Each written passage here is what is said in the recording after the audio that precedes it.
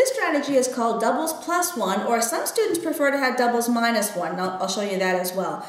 But doubles plus 1 means we're going to use our doubles that we already know and now extend it to be doubles plus 1 for any two numbers that are just 1 apart. So for example, 5 plus 6. We can think of that 6 as being a 5 and a 1, which has in it another 5 to make our doubles with our first 5. So it's being able to break apart that second number when they're 1 apart and seeing that it's made up of a doubles plus just 1 more. Or you can do doubles with a larger number and take away 1, but whichever way the students like better. They do have their favorite methods, and the understanding is they can use whatever method works best for them. There is no one right way.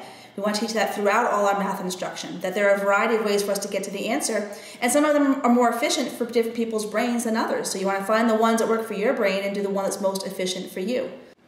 Go.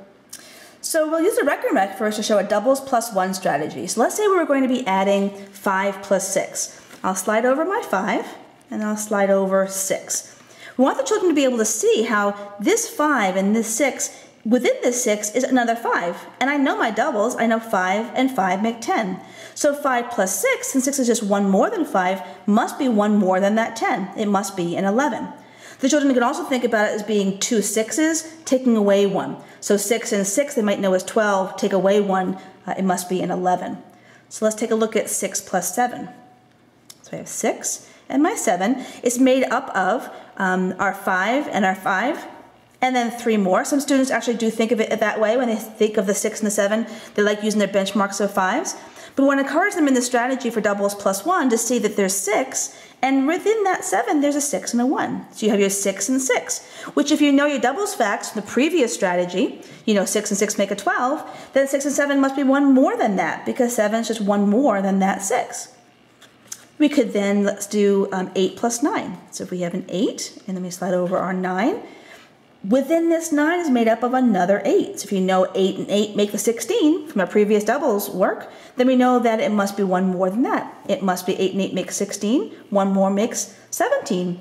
Or some students actually do like to do doubles minus 1. They like to think about it as being, well, 2 9s is 18, so 1 less must be 17. So it's a great tool to visualize that doubles plus 1.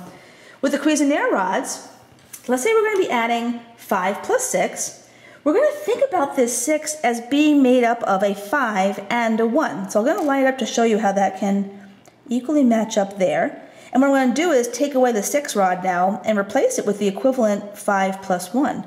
So you can see how it's 5 and 5 make that 10, and 1 more makes an 11. So 5 plus 6 can be thought of as being 5 plus 1. Or some students do like to think about it as being 2 6s is 12 and take away 1. So it's up to whatever works better for their brain. And here's a model for 8 plus 9.